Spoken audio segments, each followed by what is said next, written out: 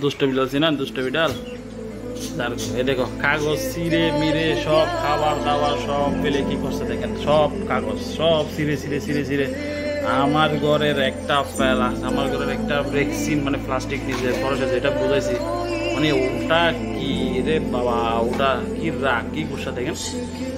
দেখেন কি অবস্থা করতেছে মানে খাবারের জন্য। রাগ মানে তার রাগ এমন রাগ, মানে অনেক সময় তো রাগ করলে মানে রাগ দেখেন দেখেন, মানে এটা দিছে কেন, এটা ফেলে দিবে, এটার অবস্থা এরকম, মানে আর কে খাদ দিতে পারবে না,